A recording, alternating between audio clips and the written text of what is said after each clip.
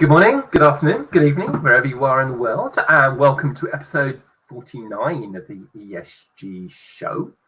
And today we are talking about the intersection of technology and ESG. Well, I thought I'd start with a quick few definitions. What is technology? Well, according to Jacob Bigelow in 1829, the principles, processes, and nomenclatures, struggle with that one, of the more conspicuous arts, particularly those which involve applications of science and which may be considered useful by promoting the benefits of society, together with the emolument of those who pursue them. Reed Bain, 1937, said technology includes all tools, machines, utensils, weapons, instruments, housing, clothing, communications, and transporting devices, and the skills by which we produce and use them. And the Collins Dictionary says technology refers to methods, systems, and devices which are the result of scientific knowledge being used for practical purposes. I think at the moment, though, when we're talking about intersection of technology and ESG, today we're primarily thinking of AI and data. And my favorite quote about technology is from the chess player Garry Kasparov, who said technology is the reason people are alive to complain about technology. Okay, so technology is not always good, it's not always bad, but sometimes I think that the internet and social media in particular is moving us to a kind of Orwellian type world. I don't have an opinion on whether ChatGPT is good or bad. I guess it depends on how accurate it is. But when I was reading the other day about the directors of Alphabet subsidiary DeepMind and how they won the Nobel Prize for work its algorithms have done on protein folding, and in the processing helping unravel the mystery of how organic matter takes the shape it does, kind of reminded of how technology and AI in particular could have a massively beneficial effect.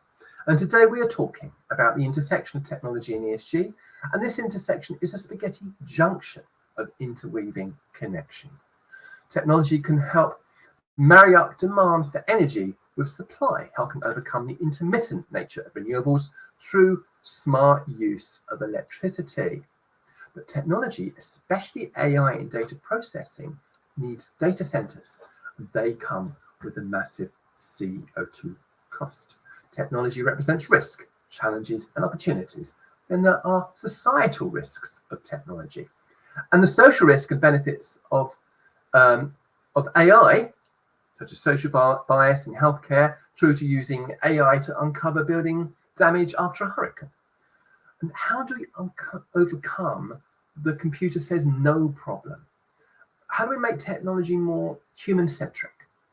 One of our guests today says DEI in relation to technology matters very much because who is building the product will greatly influence the type of product you get and how it will impact the people who use it. And that is right. Ethical AI requires DEI because, quite frankly, there is evidence that without it, AI can become racist.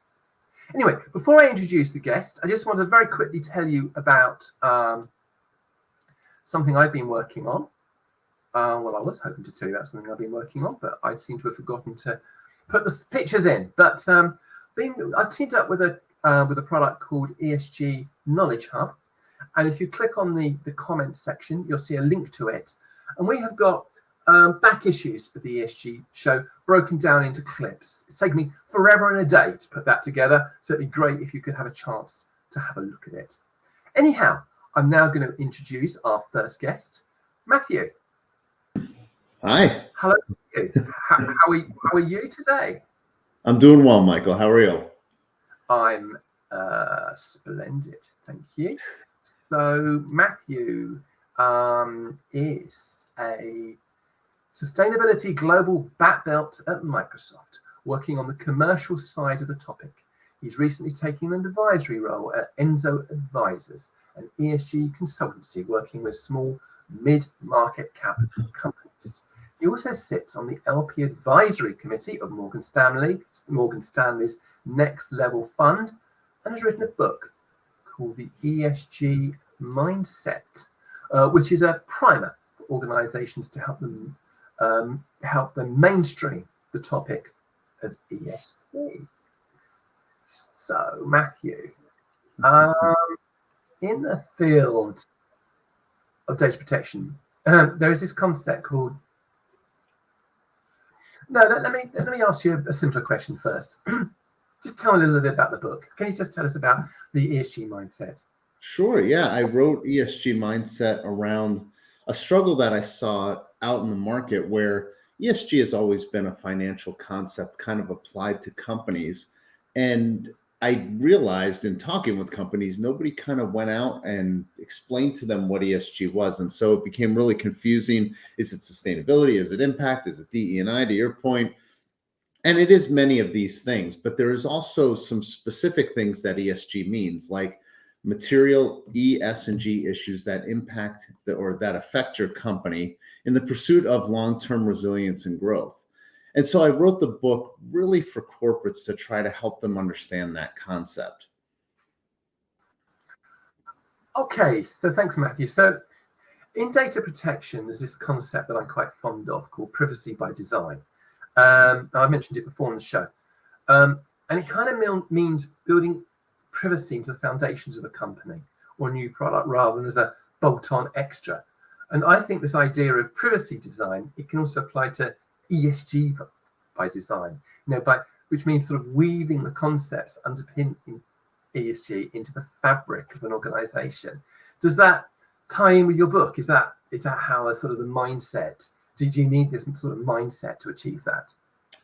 Yeah, absolutely. What you're saying completely makes sense. When I was researching the book and talking to a lot of chief sustainability officers, they were telling me that what they were struggling with internally at these companies was really the mindset, right? It was about how do I convince other organizations within my business to actually focus on these issues in a material way through the business. And this concept of mindset kept coming up as I had these conversations. And so what you're saying, like privacy by design, at Microsoft, we have like secure by design. Very much ESG underpins the operating model of the business, whether companies realize it or not, frankly.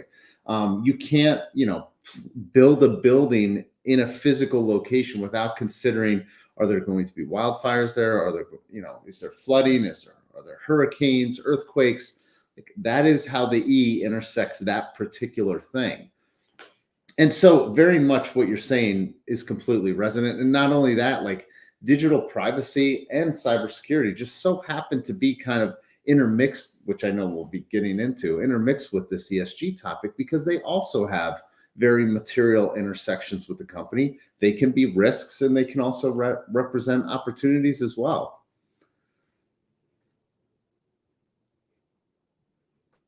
Okay, thank you for that, Matthew. Now I'd like to welcome onto the show Sonia.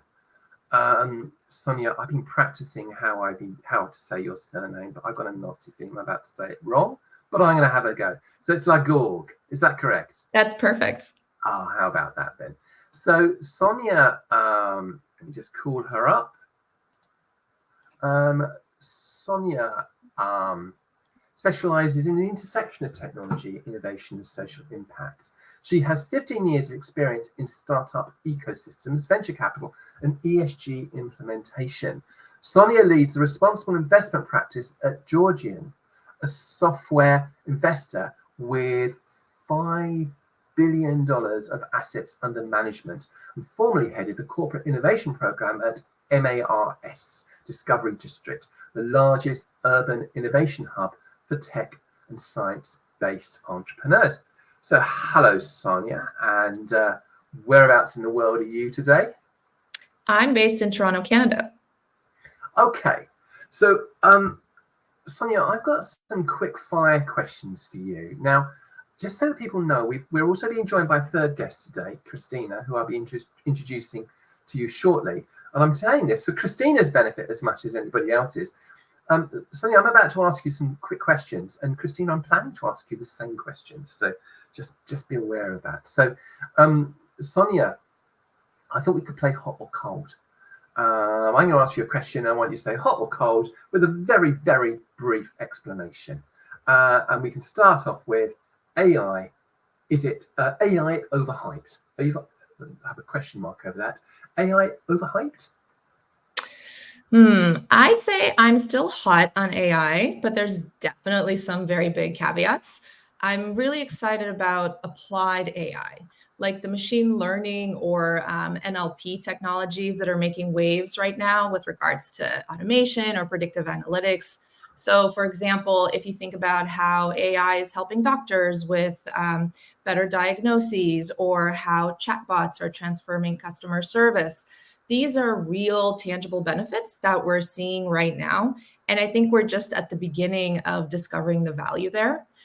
But when we're talking about artificial general intelligence or, super intelligence, the idea of machines that can think and learn just like humans, I'm a lot more skeptical on that. So I'd say chilly on that side. Okay, all right, thanks for that. What about AI and reducing carbon footprint? Hot or cold? Cold, very cold, and hoping to be educated by people who know more. But not only am I not seeing an impactful volume of AI solutions that are targeting this as a problem, I think we're actually seeing the opposite. Evidence is showing that AI is an energy guzzler. And even more importantly, I think, than carbon emissions, and there isn't quite enough noise about this yet, but it's a water guzzler. The amount of fresh water, groundwater, that is required to cool and maintain massive data centers, which underpin AI's functionality, it's immense and it's unsustainable. So I'm hoping that we'll find ways to address some of this AI versus environment challenge in the coming years. All right. And responsible investment, woke or necessary? I'm hot on responsible investment. I mean, it is my job. So yeah, a little bias there for sure. I think it could be done. I think it could be done very effectively, provided that we approach it pragmatically rather than altruistically. Matt, I think I'm like you. If I got it correctly in the forward to your book, you said something like, "This book will not save the world." I don't think my job or responsible investment as a category will save the world, but we should be actively mindful as investors about what type of future world we're actually funding into potential existence. And that should be done deliberately with business useful data and in accordance with emerging global standards. Honestly, I don't think it's too much to ask. Okay, well, I'm bitterly disappointed to hear that you don't think you're trying to save the world. Presumably, you do think that the ESG show will save the world. I'm a realist. Sorry. All right. And finally, AI's effect on society. Oh, geez, enough with the softball questions there. I guess like I said, I'm a realist, and I think unfortunately I'm feeling a bit chillier by the day about this one. I mean, we're already living in a society that is materially affected by various AI systems. And I think there are more examples where the positive impact of those systems is still unclear, whereas the risks or negative impact are quickly becoming obvious in grievous and quantifiable ways.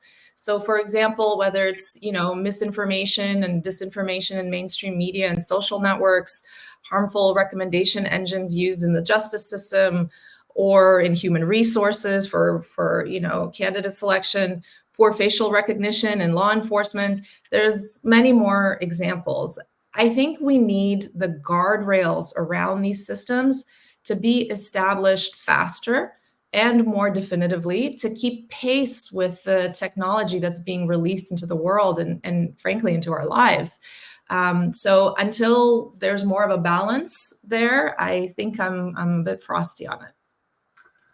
Oh dear. Right. So now I'm going to welcome Christina to the show. I'll be talking to you again shortly, Sonia.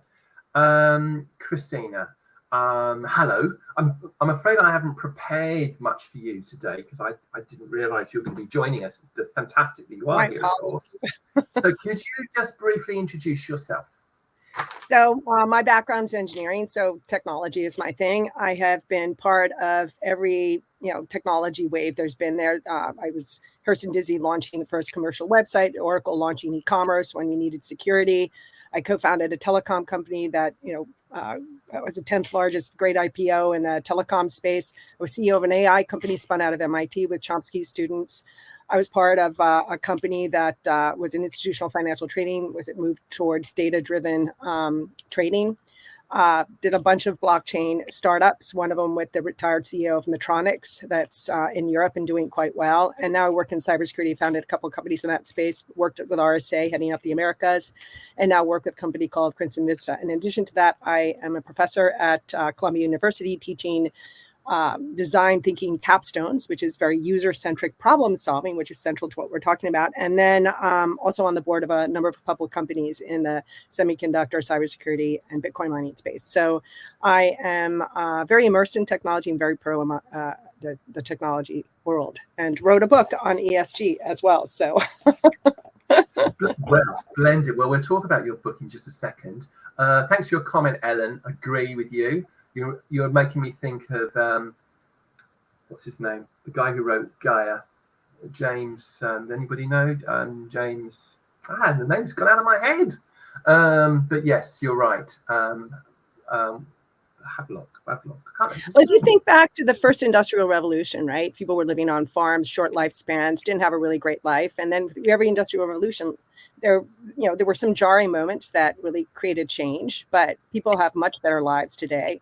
I mean, granted, we push for even better lives, but when you had 90% of the people living on farms and weathering everything on their own and living sort of hand to mouth, I think that just think of modern medicine, for example, and some of the technology that we use in order to be able to travel and see relatives. So I'm very pro technology. I think that if you look overall, there's been a lot of improvements. And I think that the world needs a lot of problems to be solved. And so technology does have a role. And I think this industrial revolution that we're heading into is probably one of the most exciting ever. I feel like I've been part of all these waves, but I'm excited. All right, great. Can you just tell us very, very briefly about your book? So my book is really about what the definition of ESG, and I was first writing it having worked in institutional financial trading. I actually thought it was going to be really easy to write the book, but I realized that as a overall understanding of ESG, it has many meanings. Like, for example, people use different data sets, different frameworks, and define it differently, and use different aspects of these different frameworks. So it has many definitions to many different people, which is one of the reasons why it's so confusing. So the book basically starts off with a history that goes back, to the years of sort of religious forms of, ESG and sustainability, all the way through to, current day with, the current Pope's involvement. And then it talks about all of these different layers from, the different frameworks and the data sets, et cetera, that make up this overall sort of definition of ESG. And then we have a couple of case studies at the end. So it's like a short book to give people an introduction to sort of what are all these components, so people can decide for themselves how they want to use it. Okay, thank you for that. So the name I was trying to think of earlier was James Lovelock, who wrote a book called Gaia, which proposed that the Earth was like a living organism, and that living organisms are very good at dealing with viruses, and humanity was a virus, is what I think was the very brief summary of his book.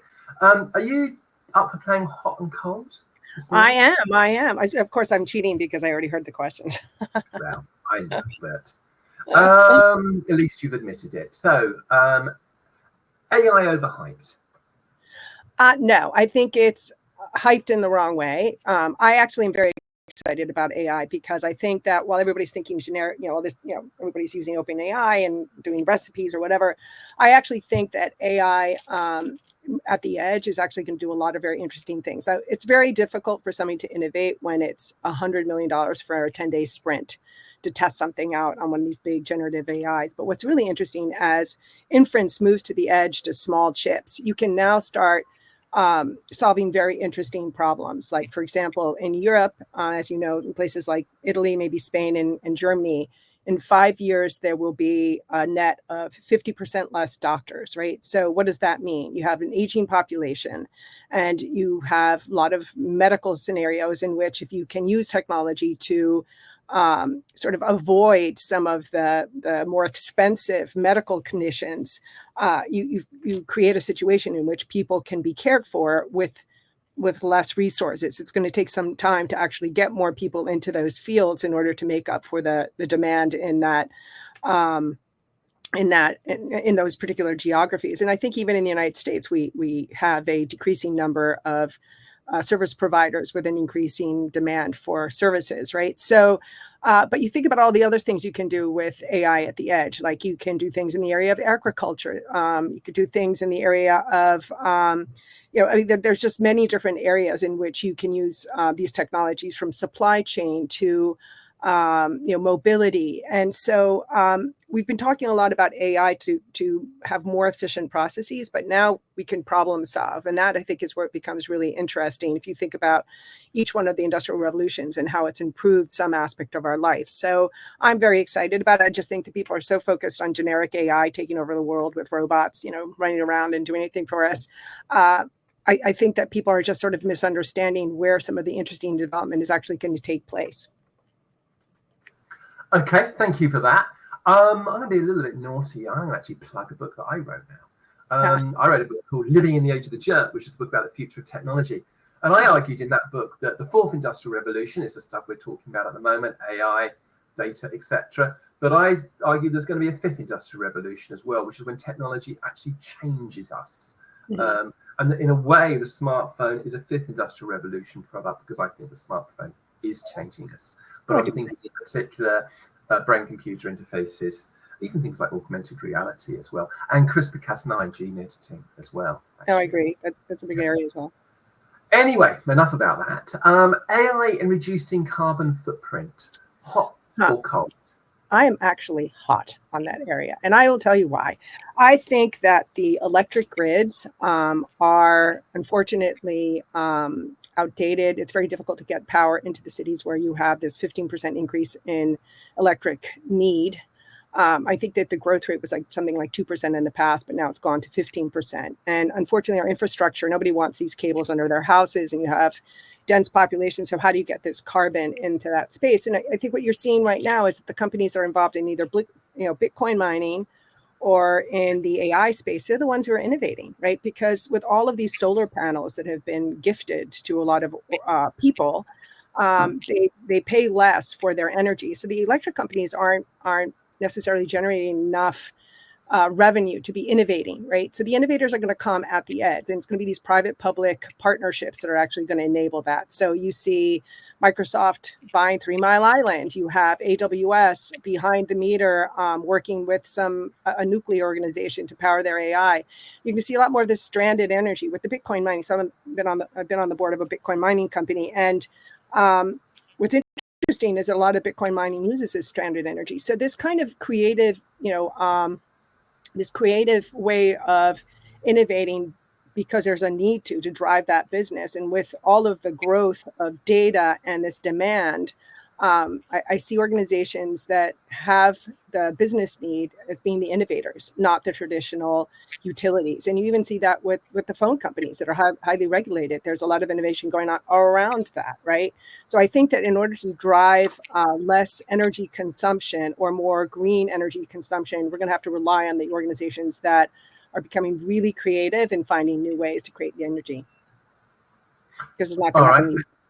Okay, thank you for that. I mean, yeah, I'm kind of just slightly with you on that one.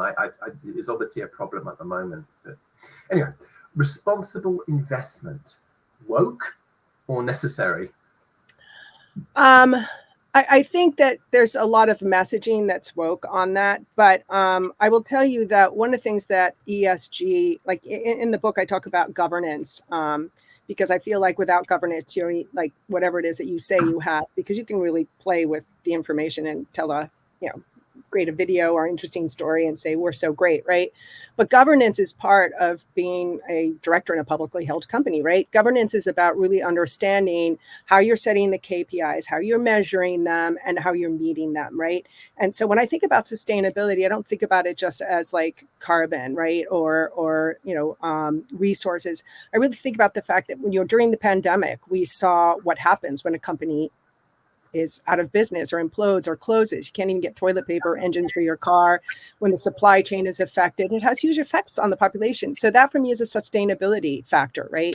So I think that without proper governance, organizations can't be managed. And so I actually think that, I mean, you now see I work in the cybersecurity space, and of course, you now see this high regulatory bar for publicly held companies in terms of really not only just disclosing breaches, but being able to manage that risk and disclosing how you're doing that, right? Because, we're seeing these cybersecurity breaches all over the place. And I think everybody's data has basically been breached and public out there. So I do think that this is a very important part of, the governance, about the ESG message is really about the governance aspect. And we live in a world where there's so much data that the ability to actually set KPIs and measure against them becomes really, really important. And it is a very big part of sustainability.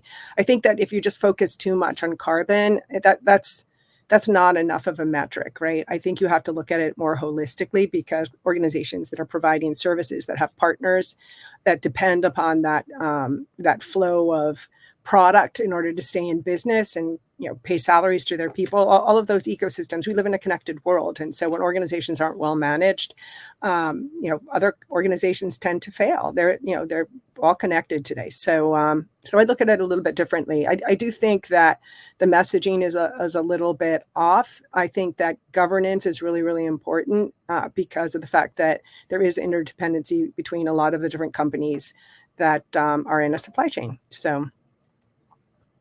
All right, thank you for that. And AI's effect on society. So I think it's going to be great. So I'm hot on that too. I think that once again, there's too much of a hype of AI taking over the world. I mean, let's face it. Cars are faster than we are, right? And so when cars came out, just think about the effect that had on society. That was, allowed people to have jobs that were far away from their homes. Of course, there was the great manure crisis. I'm here in Manhattan, and there was a great manure crisis. You see the brownstones in some areas, so older areas of New York. You see those stairs going out. That was part of the big manure crisis. There were, 100,000 horses that were pooping all over the streets. And so then cars came into effect, and that problem went away, right? Nobody really talks about it anymore. And I think that, we've come to accept the fact that cars are faster than we are, and that's like not a big deal. But we don't use them for everything. We use them for travel, and they enable us to do things that, from an economic perspective, allows us to be able to do business or work with people in different locations. It allows for distribution of product. It allows us to go see family members. It allows us to do a lot of different things, right? So then when I think about, the use of technology in terms of helping us do, our work better, right? I think about, there's been a lot of talk about cost savings with AI, and I actually think that you can actually use it to do problem solving that you possibly couldn't do before because of the speed that is required to be able to analyze data, for example. And so I don't think we're in that phase where there's a lot of ROI and business applications, because we haven't had that many examples of organizations that are using either inference AI chips to be able to do things at the edge to solve problems in some of these, areas of great concern. And so I think that it will change society. There was one of the panels I was on, somebody was talking about when spreadsheets were first introduced, people were saying, "Oh, we're not going to need accountants," and because everything's going to be so easy. What's happened is the models have gotten so much more complex. I think everybody goes to business school knows how to use every aspect of these tools to be able to do their business and generate revenue, right? And I think that AI is going to be very similar to that. As a matter of fact, I do have to add that there is a shortage of auditors and accountants now. But at the end of the day, I think that these tools are actually, for those who choose to learn how to use them and can sort of explore how to use these to solve interesting problems, which of course is the class that we're teaching at Columbia right now, is how to use this sort of design thinking with the user at the center of that, and try to solve interesting problems. And I think that when you think about it from that perspective, you start creating interesting opportunities with great ROI.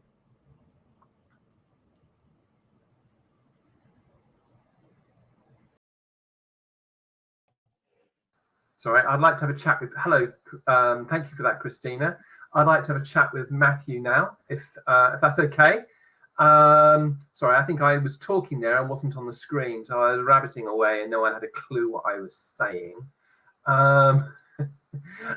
So Matthew, You up for playing hot and cold as well? It's up to you. All right. Well, why don't we do it? I don't think we're going to have enough time to do our media stories today, but I thought it'd be fun to play hot and cold because I think both Sonia and Christina made some really interesting comments, and I'd like to get your thoughts on them as well, for the sake of balance. And the first question is AI overhyped?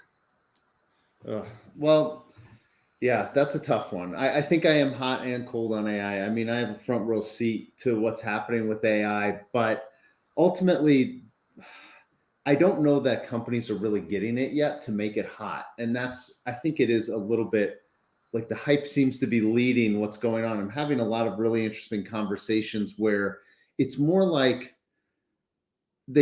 companies aren't even figuring out well how to use technologies like generative AI to solve their problems. They're kind of throwing it out there and seeing what sticks, which isn't really working well. Now, I do have a ton of use cases like ready to go about ESG and sustainability that I've thought through, but a lot of companies aren't getting to that on their own. So I'd say in some ways it's a little bit cold too.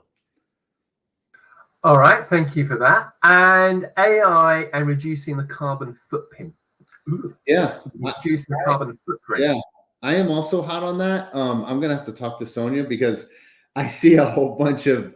There's two areas really. One is improvements in existing operations. So think about using not generative AI but machine learning to figure out things like operational efficiencies on the factory floor or just that type of thing, and even like using less water in data centers. That's a great call out. For example, like artificial intelligence on the machine learning side can help with some of that reduction of environmental metrics and carbon footprint. Now, on the other side, and this is where I think it's most nascent at the moment, there is innovation that can happen with artificial intelligence. Again, more on the machine learning side, more on the high performance compute side, where the things that I think you mentioned earlier with like protein folding that Alphabet had done.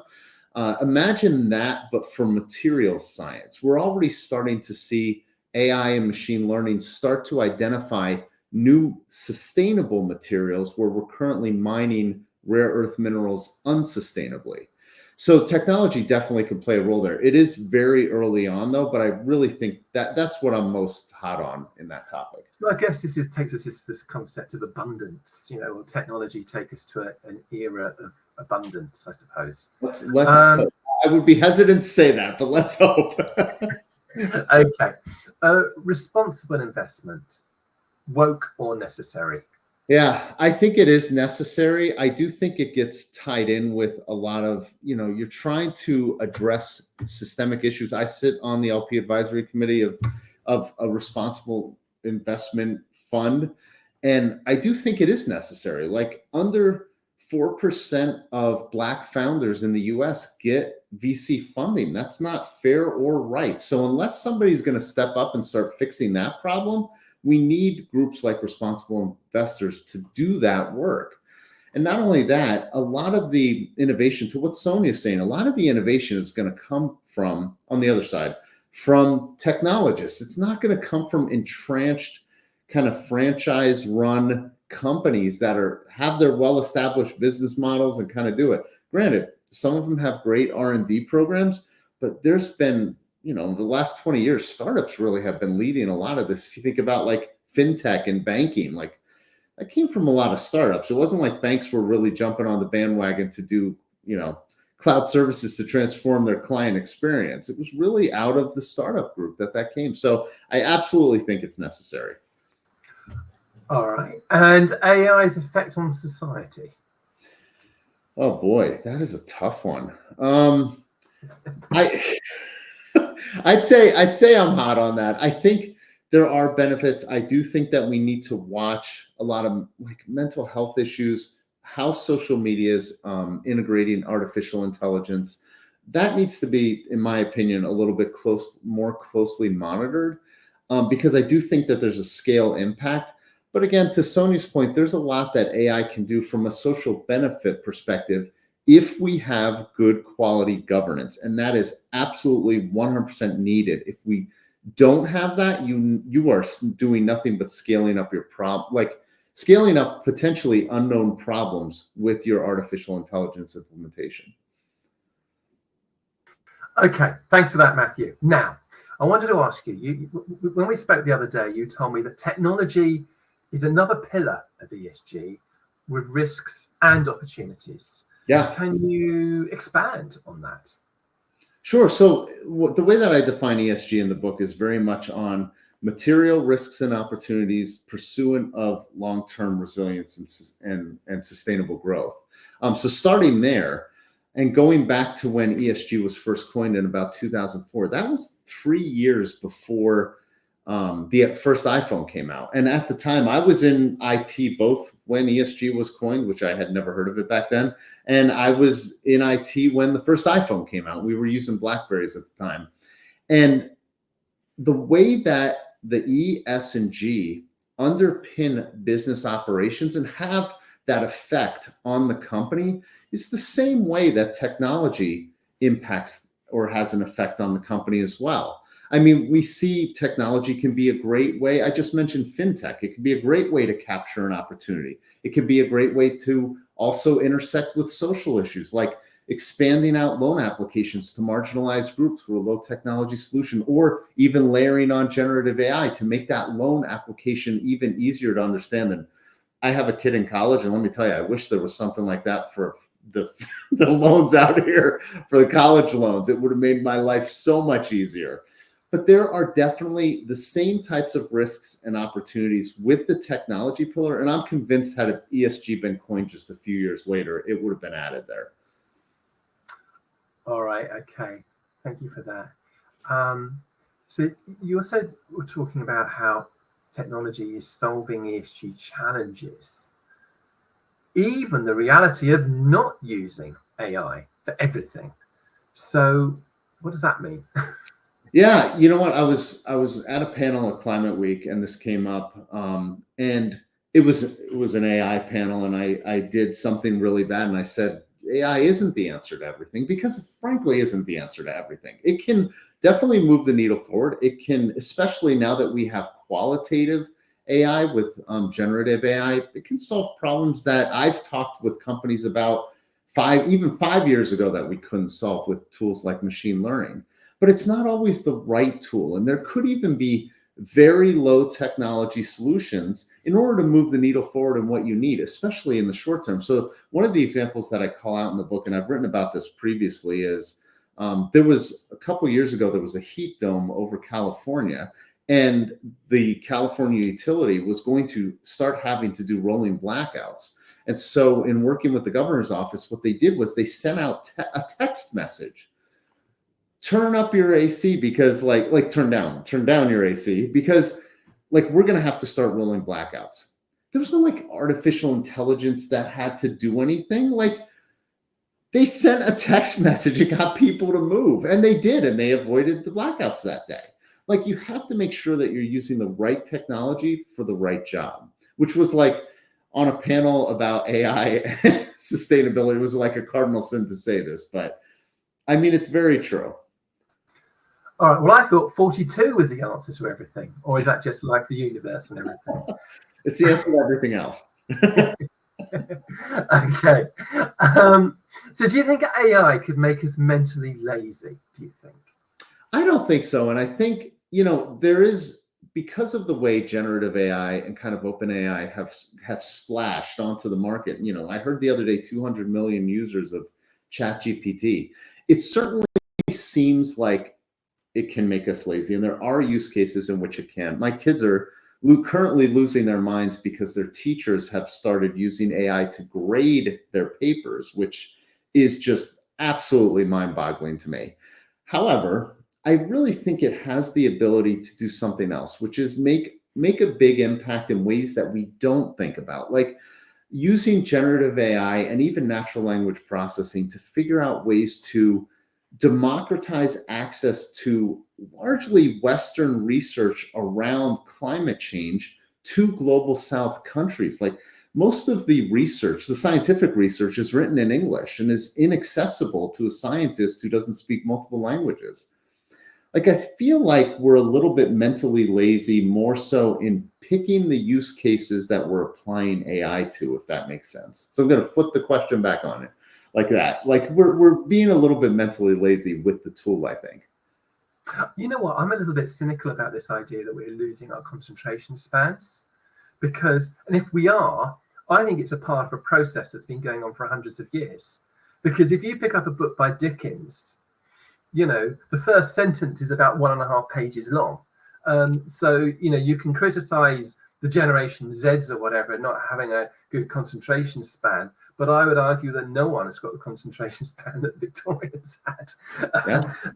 But then we have concentration spans in other ways, you know. One of the most popular TV shows that's been on TV in the last few years is Game of Thrones, which had a really complex storyline, and apart from the final season, which wasn't that complex, but apart from that, it had an incredibly complex storyline. So I'm a bit cynical about this idea. People are losing it, not concentrate the way they used to be able to.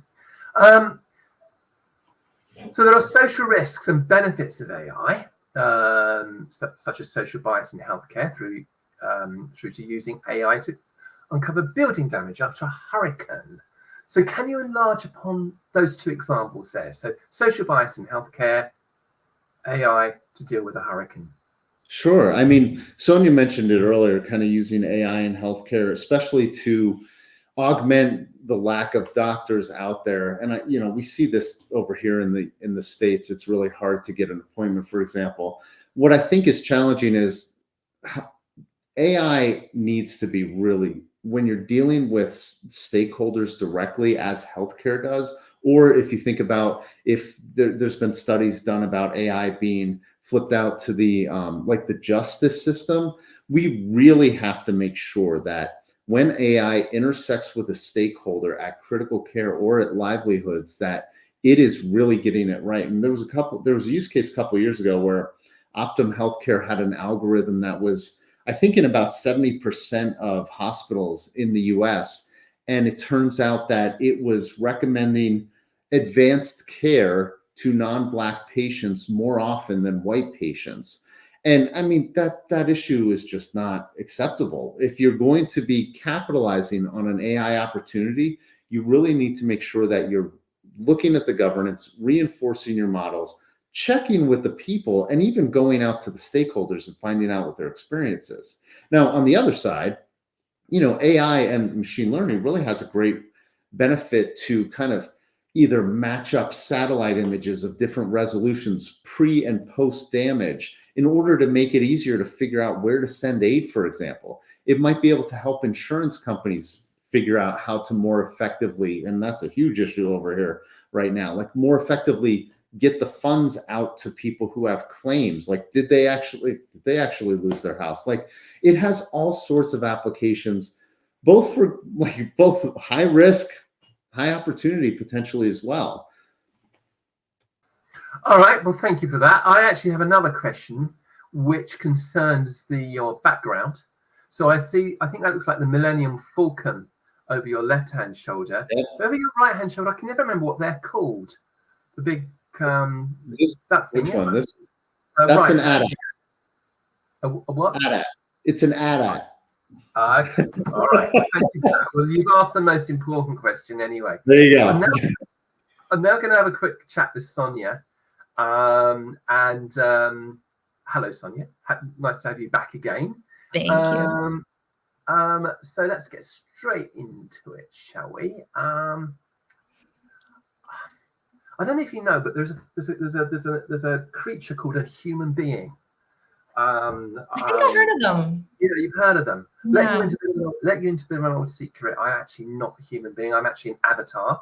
I'm actually summing it on a beach at the moment, and this is my AI avatar that's talking to you at the moment. So apologies for that. But I believe most of the people watching this show are in fact humans as well.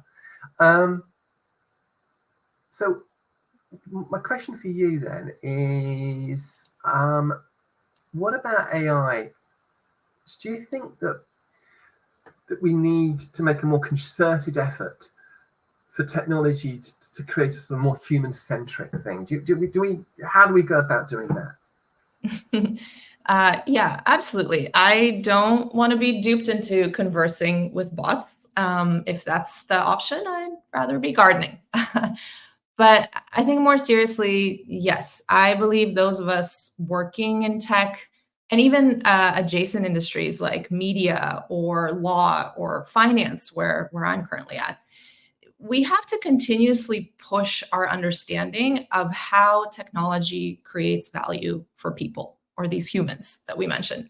And the reason we need to do that is because we need to hold both the technology and those building it accountable if it falls short of creating the kind of promised value, the vision. So to me, being human centric in a practical sense is an evolution of being customer centric when we talk about business. In a customer centric approach, companies build solutions based on a really deep understanding of their customers' needs and pain points. And then they continuously test if the satisfaction is still there for the product or service, because otherwise they can't charge fees. Customers will abandon them. And, in certain sectors, it's a little bit easier to kind of conflate who the customer is with the fact that it's a person on the other end. You're building something for human use. And if you don't do a good job, they can reject your product.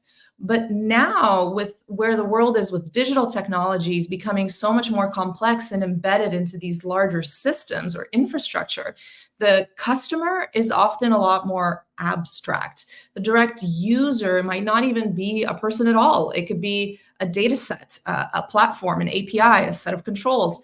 And while these systems are ultimately designed like down the road for some type of human consumption or benefit, depending on where you are in the value chain, you might interact with a bunch of in-between components like algorithms or machine-based processes that create a lot of distance between your work and the downstream human impact. Personally, I found myself spending entire days very deeply focused on a project, assessing and designing certain outcomes before having to force myself to step back and really think about how my work connects to and affects actual people versus just an ethical concept about people. Or as Matt mentioned earlier, like truly considering the various stakeholders involved in any kind of process or outcome. So I find envisioning the impact on individual humans to be a really strong litmus test for what we do in tech and the industries that support tech. So, for example, we mentioned cybersecurity earlier briefly. If a cybersecurity breach occurs that affects PII, personal identifiable information, people can be at risk for identity fraud and other types of exploitation. If it creates service interruptions within critical infrastructure like healthcare, energy, transportation, actual lives can be at risk. If intellectual property is lost, that could be someone's life's work that other people can capitalize on. And even if it's something a lot less critical, but still affects, a large company's reputation, which can hit their stock price, that can hit an individual person's investments and can really set them back. So, thinking about these kinds of practical human examples, I think it's really important. The other side is the money side. There's always the question of who makes money, when, and how. Tech companies often generate revenue from parts of their systems that don't always align with human benefit. And, I'll give you a couple of examples. We have platforms that prioritize the optimization of an algorithm for ad revenue over where they're directing people's attention, or data collection over user wellness and protecting privacy. And this creates a tension between the maximization of profit, which is important for a business, but also the serving of the long-term interests of the people you're making the money from. So this needs to be factored in. And I think the only way to do it is to constantly train our minds to remember that we're doing this for human beings. All right, thank you for that, Sonia. Now, so what does DEI, diversity, equity, inclusion, how does that relate to technology, and why does that matter?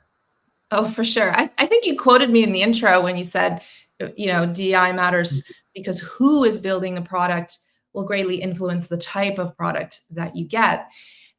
the problem we often have in many industries, but certainly in tech and software, is that products reflect the people who are building them and not so much the people who end up using them. And because the user base, basically people in the world, is significantly more diverse than the often homogenous teams that bring the product to market, those products, in a best case scenario, are less accessible, just harder to use, create more friction, or in a worst case scenario, they can be harmful to the rest of us. So from a business perspective, this could mean that we're missing out on specific customer segments by not understanding their needs. We could be mispricing products and services by miscalculating what the market would be willing to pay. Or we could be entirely missing the window for new innovations or enhancements in the product because we didn't recognize marginal signals from underrepresented groups before they became a mainstream need. And I think that's why it's absolutely critical that key teams and companies who are most closely connected to whatever the company is selling are sufficiently diverse to reflect its go-to-market environment and beyond. Otherwise, we're really limiting our range for growth and the value that we could be creating, not only for the company, but for the product while it's out in the world. I'll give you a really straightforward example that I think most people can relate to. Seatbelts. Product we literally can't live without. But did you know that belted females are 73% more likely to experience severe injury during car accidents than belted males? 73%. Like, those are terrible odds every time you get in a car as a woman. And there are several contributing factors to this, but primarily among them is the fact that the team that initially designed the seatbelt was an all-male team. And then following that for years, vehicle safety testing was exclusively conducted with male crash test dummies. So was this malicious? Of course not. This team was creating life-saving technology, but they were creating it from a very homogenous perspective where a woman's experience was just not available. The voice was literally not in the room, and it resulted in these consequences for half the population. And that's not a historical example, by the way. The study was done in 2019, and those vehicles are still roadworthy today. We're seeing the same kind of thing with these advanced machine learning technologies or the AI that we're talking about. When you have a very narrow group of people who are, for all the good reasons, creating it, it just leaves out certain fail-safes that might be obvious to different folks. So a very recent example in 2020, there was an MIT researcher who was super excited to work on computer vision technology, but she couldn't use the system. The software couldn't see her. Why was that? Because she was a Black woman, and it turns out that this model just wasn't trained on images of people that looked like her. So when she studied it further, she realized that this technology is actually commercially available and being sold into law enforcement, even though the facial recognition software had a substantially higher error rate for gender classification in dark-skinned women compared to lighter-skinned men. And that has real-life consequences for people who could just be walking on the street and suddenly become a criminal suspect because there's an error in the system. You know, similarly to Matt, I don't think that's acceptable. It has to be addressed. And the only way you can do that is by having more inclusive approach to how products are made, governed, and released into the world. Yeah, it's fascinating. I didn't know about the seatbelts. That's very interesting. Right? Yeah, interesting. I'd like to bring Christina and Matthew on now. I've got a couple more questions for you, Sonia, but I thought I'd give Christina in particular, because she hasn't been on the show that much today, but Matthew as well, of course, opportunity to come in as well. So we had a conversation about whether technology is a democratizing force, that it takes on large incumbents, redistributes wealth, and makes life easier and more accessible. Is that true? Can I ask you that first question? Can I ask you that first, Sonia, and then throw it over to Christina and Matthew? I think there is a lot of truth to that, but where we are today, it's a bit more myth than reality. So yes, technology propels us forward. It is ubiquitous. More people are working in and around tech than ever before. I think it has undeniably created opportunity and improved our lives in many ways. Personally, I still believe it's one of the better career paths for social mobility. And for sure, working in the innovation space, I have over 10 years of seeing this firsthand, that challenger companies often disrupt entrenched players through super innovative tech-enabled business models. And then the world keeps moving forward. But I think some of the shine is starting to wear off, especially as we become more aware of tech's downstream consequences and the experience of underrepresented groups. And so instead of this kind of broad empowerment often that tech promises, we're seeing maybe more exploitation. There's things like wealth inequality, even among tech workers themselves, those with equity and those without. There's an insular tech elite class that has emerged over the past 10, 15 years in places like Silicon Valley. Venture capital and private equity firms are often accused of driving unsustainable growth at any cost. And, a lot of the most valuable tech companies today, which were hailed, as kind of saviors of sectors 10 years ago, we're seeing that their business models are very exploitative. So whether they're creating these precarious gig economies or profiting from, mental health vulnerabilities to keep people engaged on social media or silently monetizing our personal data, we have to contend with these consequences in order to keep holding tech accountable to the process that it's making to us. So I think we need to take a much more balanced and critical view, and not always have rose-colored glasses on when it comes to the promise of technology. Okay, and Christina, do you have any thoughts on this, on the democratizing effect, or or undemocratizing effect, for that matter, of technology? So I do think it has a democratizing effect. I mean, first of all, let's think about it. 90 some odd % of companies are small, right?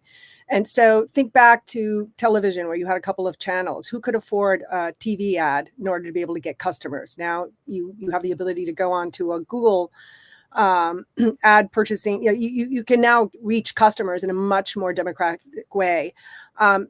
Matthew had made the point before about open banking, and I actually was an interim CEO in open banking. And I have to tell you, if you look at the regulated space, Europe they're the key regulators. They come up with the best regulations, right? So they came up with PSD2 as part of GDPR as a mechanism to allow you to organizations to be able to look in your cash flow into your bank and then be able to offer you a loan.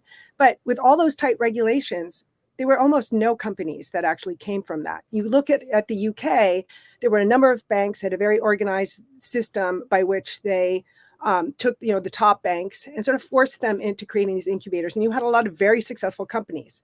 Now you come to the United States, wild west. You have companies like Plaid, which actually built this infrastructure under which all of these open banking solutions from SoFi, whatever. I mean, you can go to Home Depot and at the cash register get a loan because it's going to look at things like, the cash flow that you have in your account.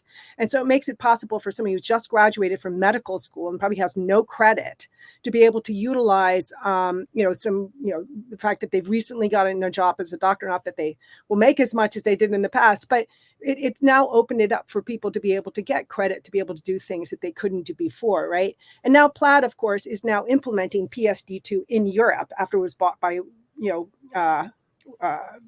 Visa, I think it was, it bought that for $5 billion.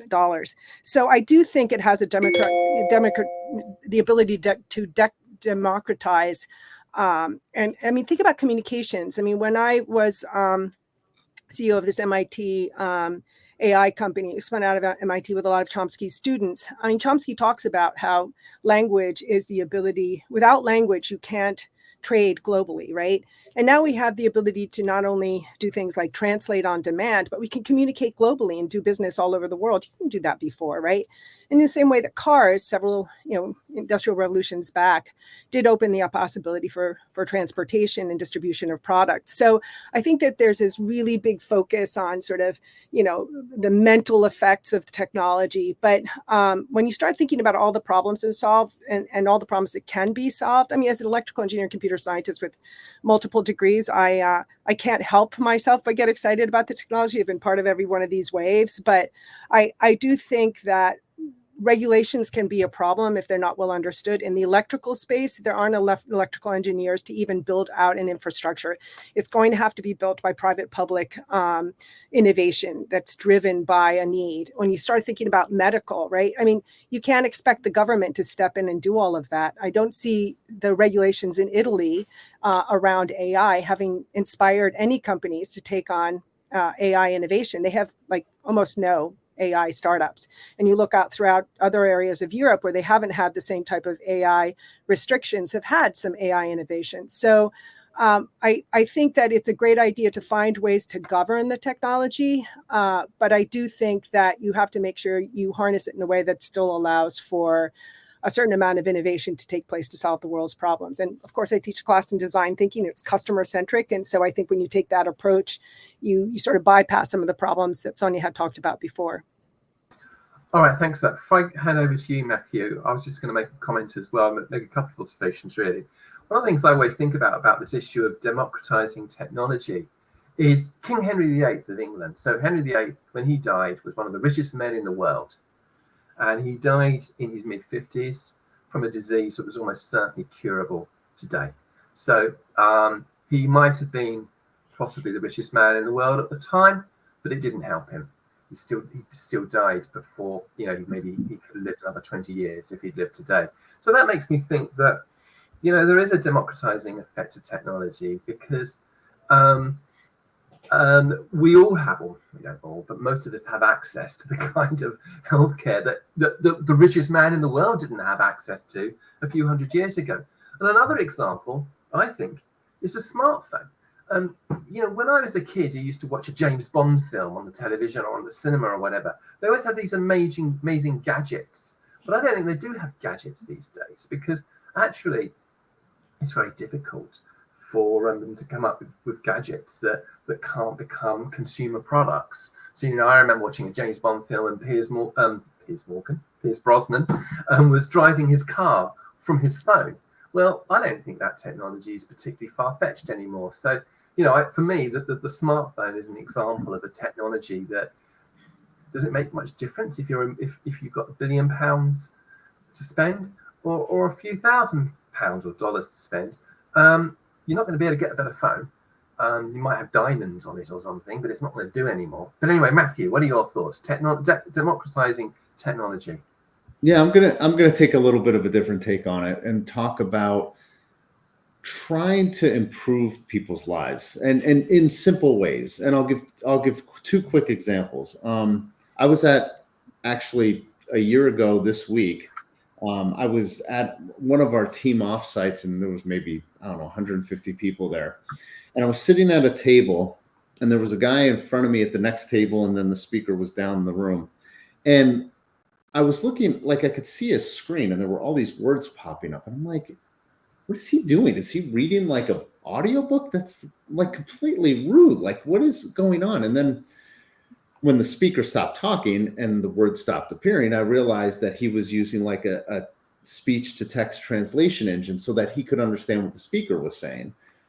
And just giving that little bit of advantage to somebody who has a little bit of a hearing problem can make a huge difference. Now, the other example that I would give is, Microsoft obviously focuses on massive enterprises, but we also have consumer businesses.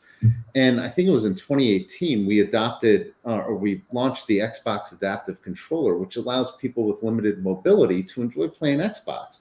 So while there is all sorts of technology applications that can help democratize access to markets and be an opportunity for companies to capture, there is real benefits to people out there that can help make their lives better, I think, and in very simple ways.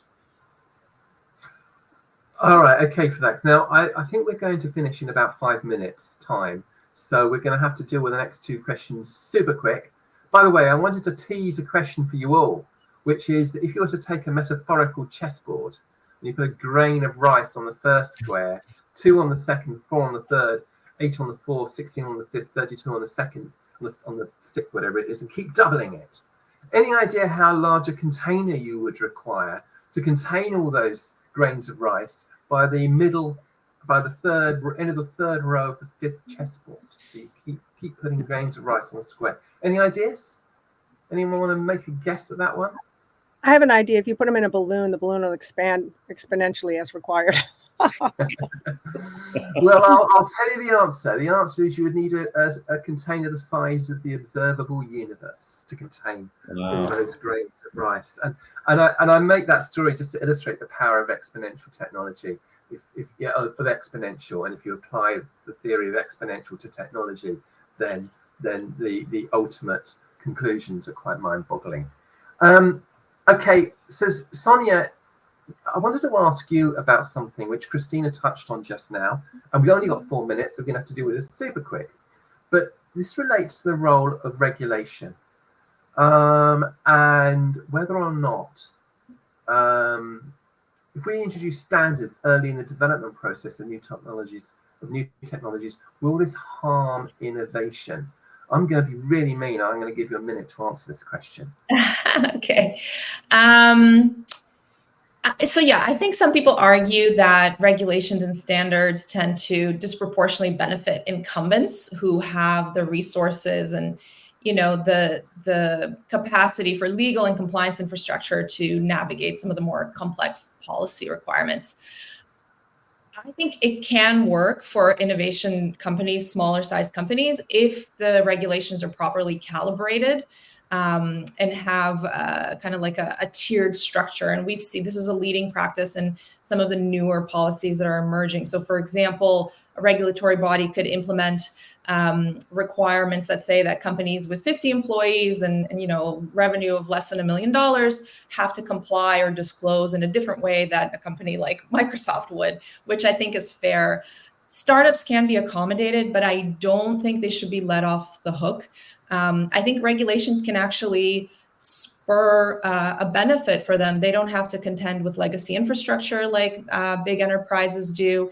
And if they're smart about it and can think about it at the beginning of the development process early enough, it prevents them from incurring tech debt, which is basically kind of the shortcuts that we take in the development process, or when engineers defer more robust controls to later in the future, when they're harder to address and more expensive to address, and it makes the technology less scalable. So I think if calibrated accordingly, it could be a benefit.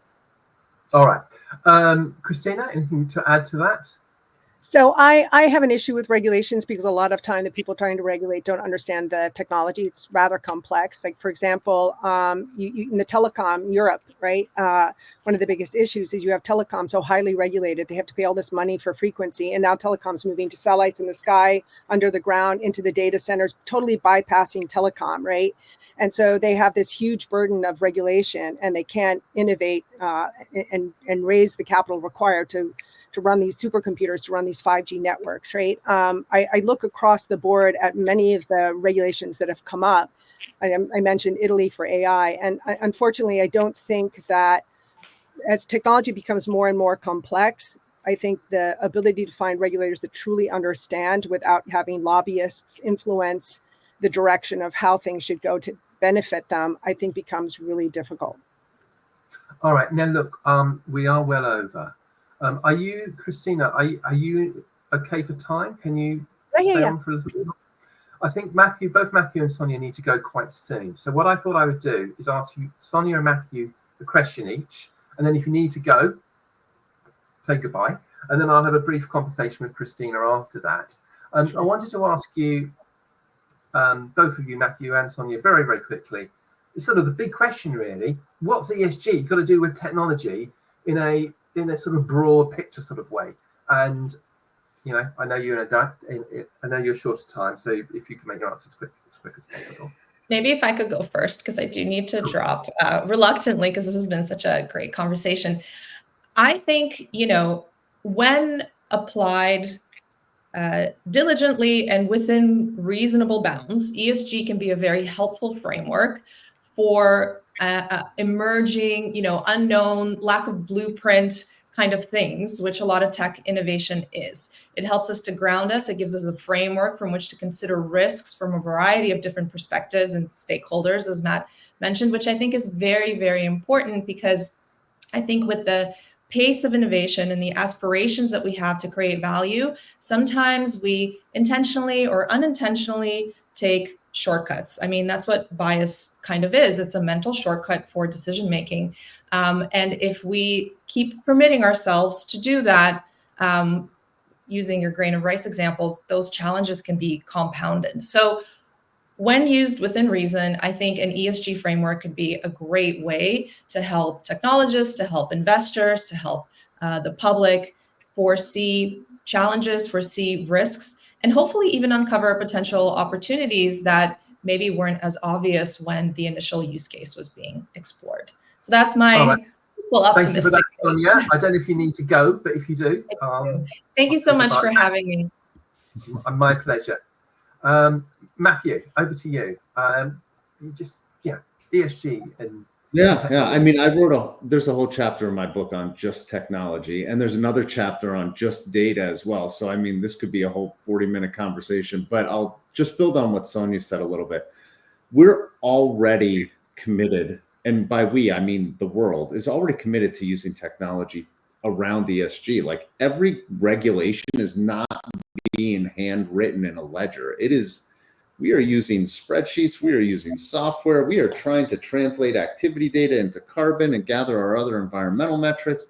There is nothing but technology surrounding ESG today. It's just that this technology is so ubiquitous and so everyday that we don't even see it. Like, when you pop open Excel, is that technology? Well, of course it is. But do you think of it that way?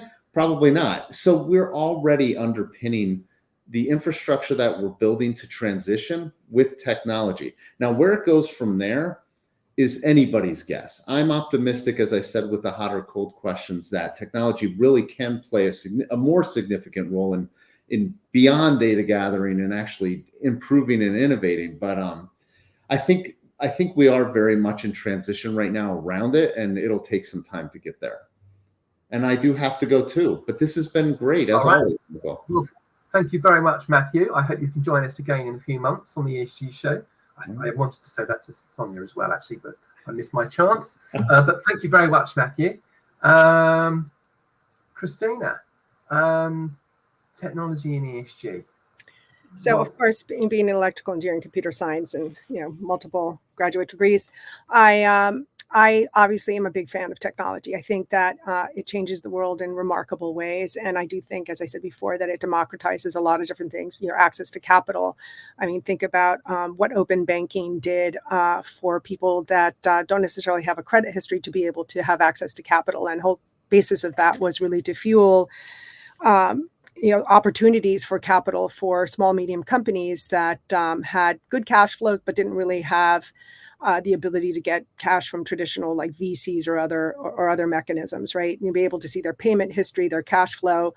And so I think that technology has the ability to be able to do a lot of very meaningful things. I mean, the company that I co-founded in the healthcare space with retired CEO of Medtronic, Javier Colas, he was the CEO of Europe. They're doing very interesting things, and they're doing some work in Africa now as well.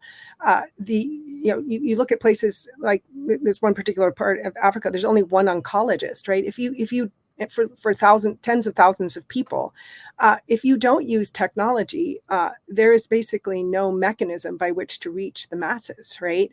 And so, with the growing population across Europe of people with obviously as people get older, they have, bigger healthcare issues. And a lot of those can be monitored, things from diabetes to cholesterol, et cetera. And getting people to be aware of how they can control the outcomes of these particular illnesses by either exercise and eating the right foods. Here in the United States now, I guess they passed a law a couple of weeks ago that you can actually buy I think on Amazon for like $90 a patch that you can use to monitor your sugar, right? And we have a lot of people that go undetected with high levels of sugar, their pre-diabetes, and that has effects on their organs and their health overall. So I'm just a big fan of technology, and I think it's embedded into the governance. So when you be on the board of several public companies, one of the things that you think about in terms of governance is things like data, cybersecurity. You're looking for data points, and you think about how auditors work. And of course, chairing an audit committee, it's about data, right? You're looking at data. A lot of auditors now are using technology. For example, so in the Bitcoin mining space, the auditors are using tools to be able to look and directly into the wallets and being able to get these data points to sort of reconcile what's going on in that business. And AI is being used by auditors to look at things like anomalies in terms of parts of the financials that look like they're out of line for that particular industry. So technology is a very big part of governance today. And I don't think of ESG as being separate from governance. If you don't have good governance, you can put together all the ads in the world that you want. You don't have ESG. And unfortunately, ESG is measured differently by a lot of different people. Like, for example, some investors will do things like they'll gather data on lawsuits that organizations have had with respect to their product or employees as a metric for understanding the certain aspects of how the company is governed and managed, right? So while that data point may not always be used by everybody across the board or disclosed, maybe a public company will have to disclose some of those things, but it's kind of a little bit of a gray line to try to separate the data and the technology that's used to run a company and have good governance from ESG as a whole. I see them hand in hand tied together. And obviously, it's all enabled by the use of technology. All right, thank you for that. I was talking there and I realized I wasn't on the screen. I thought perhaps we could finish with another quick game of hot and cold, if Okay. that's It'll be fun. And I'd like to start with ESG supporting responsible use of technology for society as a whole. Yeah. So responsible use of technology, that's an interesting one, because some people think that responsible use of technology allows them to plagiarize something. I mean, you didn't need AI to plagiarize. People have been doing that for years, right? So, but I think that, so a little bit to your question, I think that, so can you reframe your question a little bit? Because I want to make sure that I'm sort of addressing the right point. Because so it's about responsible use of technology for society. There are societal risks from technology. I think seeing them pan out on social media at the moment, actually. I agree, yeah.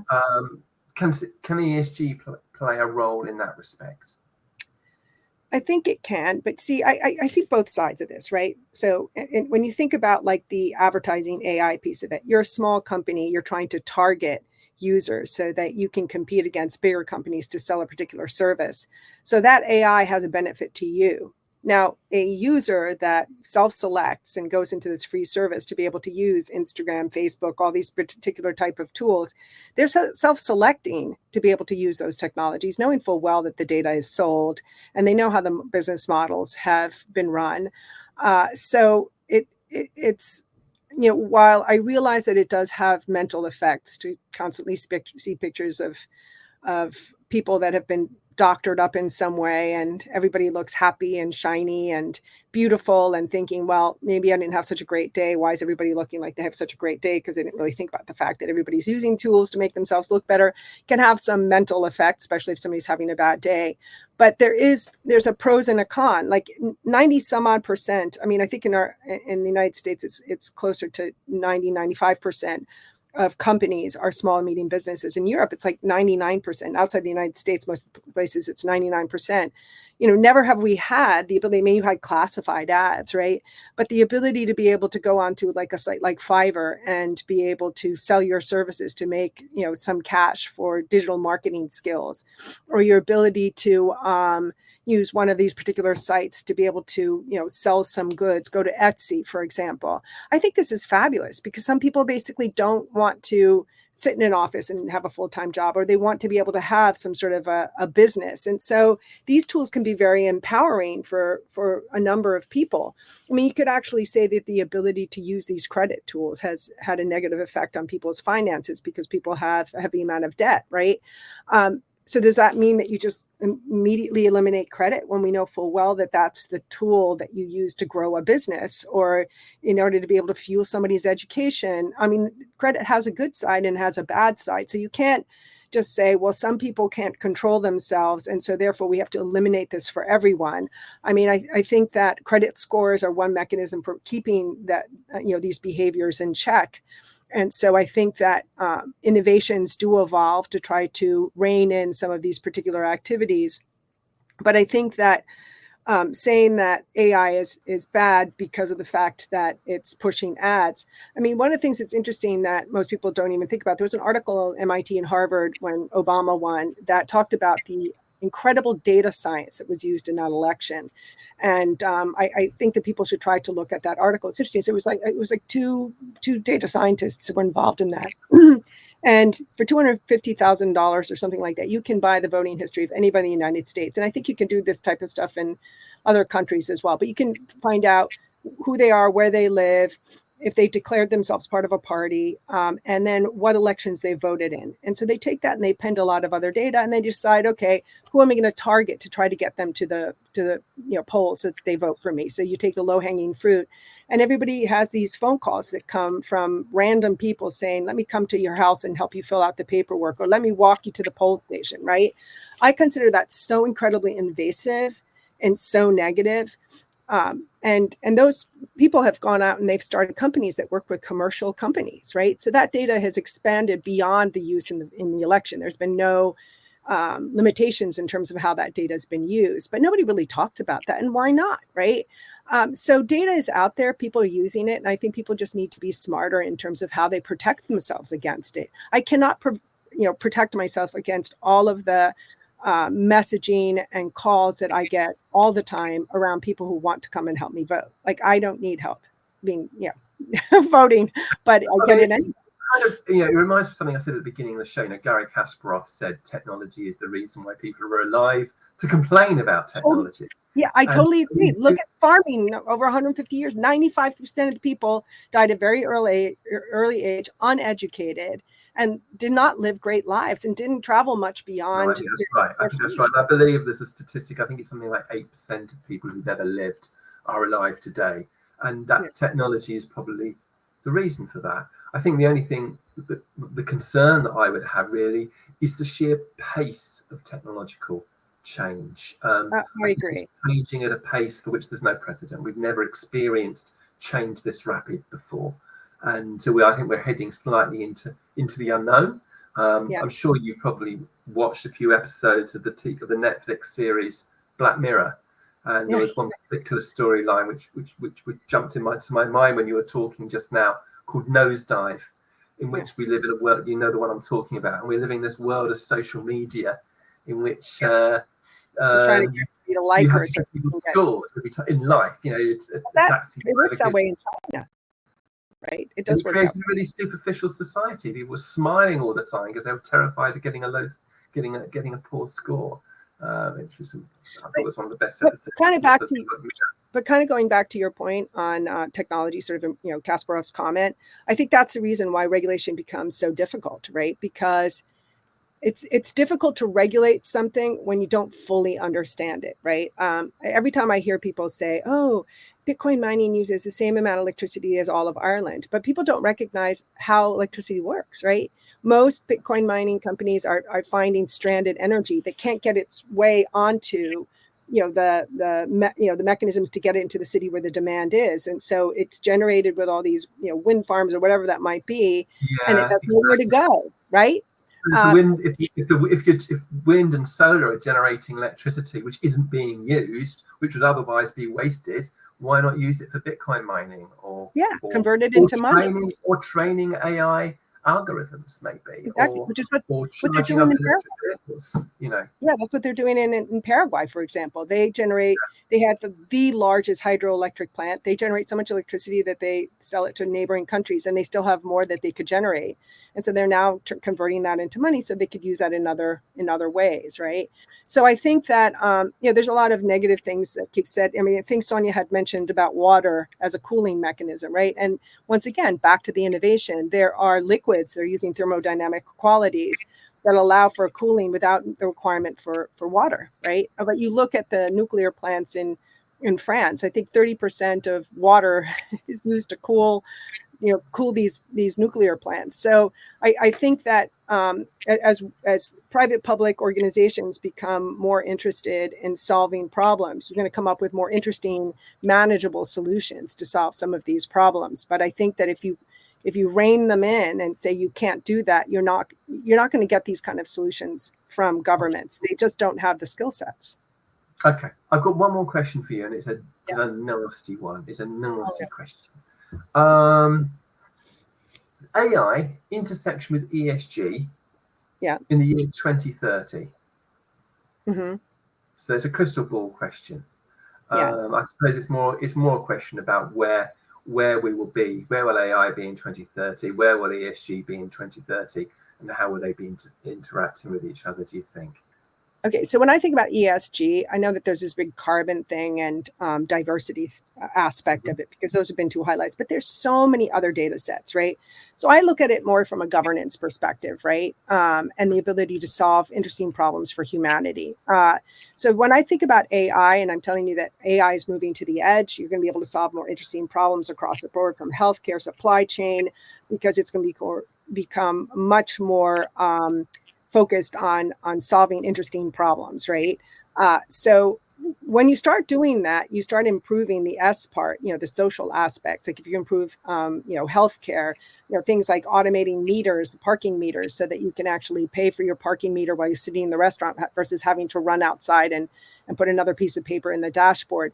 I mean, things that seem little, in comparison to saving, people are solving cancer, for example, but there are a lot of these little solutions that make our lives better on a day-by-day basis that are capable of being solved by technology. So when I think about the intersection of AI, I think AI is going to become, just like blockchain was like a big deal. I mean, everybody says, oh, JP Morgan doesn't like Bitcoin, but they're using blockchain to do kind of compete with SWIFT in terms of payments, cross-border payments, intercompany payments, and billions of dollars go across their blockchain system on a daily basis, right? Does anybody care? No. Does anybody think about it? No, because it's not like the hot topic that it was in the past, but now it's being used for solving interesting problems where the characteristics of the technology matter.